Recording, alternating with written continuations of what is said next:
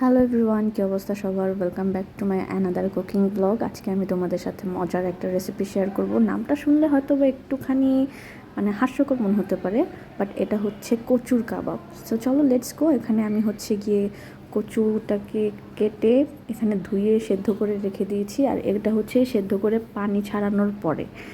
আর এখানে শুধু কচু না, সাথে চিকেনও থাকবে, যেহেতু কাবাব বলেছি, কচুর কাবাব। সো কাবাবের মধ্যে যদি একটু চিকেন বা মাংস যদি না থাকে সেখানে ভালো লাগে না। তো হচ্ছে গিয়ে আমি এখানে কাবাব দিয়ে নিয়েছি। এখন চিকেনের জন্য পেঁয়াজ, তারপর হচ্ছে গিয়ে আস্তে আস্তে এখানে আমি এখন দেব হচ্ছে হলুদ গুঁড়ো, এরপরে হলুদ গুঁড়োর পরে দেবো হচ্ছে গিয়ে মরিচ গুঁড়ো। এগুলো দিয়ে একবার আমি কাবাবের মতন করে মাখিয়ে রাখবো। তারপর হচ্ছে দিচ্ছি এখানে মাংসের মশলা সেটা। তারপরে হচ্ছে এখানে আমি দিয়ে দিব জিরে গুঁড়ো, তারপর হচ্ছে ধনিয়া গুঁড়ো। আর এই সবগুলো উপকরণ হচ্ছে গিয়ে আমি একবার মাখিয়ে রেখে দেবো। তো এখানে স্বাদ মতন লবণ দিয়ে নিচ্ছি। এরপর হচ্ছে গিয়ে এখানে আমি দিয়ে দেব রসুন কুচি, আদা কুচি, ধনেপাতা, তারপর হচ্ছে গিয়ে কাঁচামরিচ। এই সমস্ত উপকরণ আমি একসাথে কাবাবের জন্য মাখিয়ে নেব। ও হ্যাঁ, এর মাঝখানে আমি দিয়েছিলাম শাহি জিরে গুঁড়ো বাটা সেটা, আর হচ্ছে কি একটুখানি বাদাম বাটা। এগুলো টেস্টের জন্য, কারণ এগুলো অপশনাল, সবার বাসায় তো আর এগুলো থাকে না, সেজন্য। তো এর মধ্যে আমি দিয়ে দিলাম হচ্ছে কি একটুখানি টক দই। আর এগুলো আমি অপশনাল বললাম কারণ এগুলো ছাড়াও কাবাব বানানো যায়। এগুলো দিলে কি স্বাদটা আর একটুখানি বাড়ে, একটু বাড়তি হয়। তো এরপর শেষে আমি একটু লেবু, দুই টুকরা লেবু হচ্ছে গিয়ে খোসা ছাড়িয়ে দিয়ে দিচ্ছি, আর সাথে দিয়ে দিলাম হচ্ছে গিয়ে কর্নফ্লাওয়ারের পাউডার যেটা। এরপর হচ্ছে গিয়ে আমি এখানে দিয়ে দেব একটুখানি ঘি, একটুখানি বলতে 2 টেবিল স্পুন হচ্ছে ঘি দেওয়া থাকবে এখানে।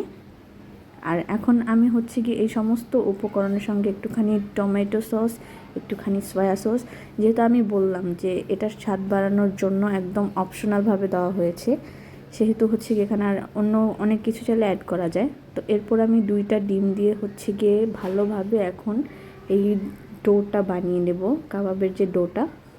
তো এরকমভাবে ভালো করে ডিম দিয়ে এভাবে মেখে আগে কিছুক্ষণ আমাদের রেস্টে রাখতে হবে। তো মাখার পরে জিনিসটার কনসিস্টেন্সি দেখার জন্য আমি পরে একটু আবার বেসনও অ্যাড করে দিয়েছিলাম, যেহেতু ওটা আমার টিপস নেওয়া হয়নি। এবার যখন রেস্টে থেকে রাখার পরে এখন হচ্ছে গিয়ে আমি এগুলো ভেজে নেব। সো এভাবে কাবাবের মতন করে শেপ দিয়ে আমি আস্তে আস্তে ভেজে নিচ্ছি। বা এটাকে অনেকে কচুর বড়াও বলতে পারে, বা অনেকের কাছে মনে হতে পারে যে কচু দিয়ে আবার কিভাবে কাবাব হয়, বাট এটা খেতে কিন্তু অনেক বেশি মজার ছিল। আর আমাদের ভাষার সবাই এটা খুব পছন্দ করেছে। অ্যান্ড আমার কাছে মনে হয় যে এভাবে করলেও বেস্ট হয়। এরপর হচ্ছে গিয়ে এগুলোকে প্রথমে এক পিঠ বাদামি করে ভেজে তারপর হচ্ছে গিয়ে উল্টে দিতে হয়। আর উল্টে দেওয়ার পর এটা পুরোপুরি যখন একদম লাল কালারের হয়ে আসবে তখন হচ্ছে গিয়ে এটাকে আমরা নামিয়ে নেব, যেহেতু কাবাবের মতন করে। আর এটা খেতে একদমই কাবাবের মতন লেগেছে, মনেই হয়নি যে এখানে ডালের বদলে কচু দেওয়া আছে বা অন্য কিছু আছে। সো এভাবেও বাসায় তোমরা সবাই ট্রাই করে দেখতে পারো, কারণ আমি জানি না কার কাছে টেস্ট কেমন লাগতে পারে, বাট এটা খেতে আসলেই খুব মজা ছিল। তো এক পিঠ এরকম বাদামি কালার করে ভেজে উল্টে দিয়েছি। এখন আরেক পিঠ হওয়ার পরে এগুলো হচ্ছে গিয়ে আমরা নামিয়ে নেব। তো এভাবে হচ্ছে 2 পিঠ যখন ভাজা হয়ে যাবে তখন আমরা একটা প্লেটের মধ্যে করে নামিয়ে এগুলো সুন্দরভাবে পরিবেশন করে ফেলবো। আর দেখো এগুলো দেখতে ঠিক কতটা সুন্দর লাগতেছে, আর ভাজাটাও ঠিক কত পরিমাণে সুন্দর হয়েছে। আর খেতে বললে তো আরও বেশি মজা, আমার অলরেডি এখন আমার আবারও খেতে ইচ্ছা করতেছে। সো চলো এবার এগুলোকে একটুখানি সাজানো যাক। এরপরে হচ্ছে গিয়ে বাকিটুকু আমি এরকমভাবে করে একে একে ভেজে নিছি। তারপর হচ্ছে গিয়ে এই খাবারটা আমি আমাদের বাসায় রান্না করা পোলাওয়ের সঙ্গে একসঙ্গে খেলাম। আর বাসার সবার কাছেও এটা খুবই মজা লেগেছে। আর যদিও এটা আম্মুর হাতের রেসিপি, সো আমাদেরও সবার খুব পছন্দের ছিল। সো সবাই ভালো থাকবে, অবশ্যই লাইক কমেন্ট দিয়ে শেয়ার করবে। আল্লাহ হাফেজ।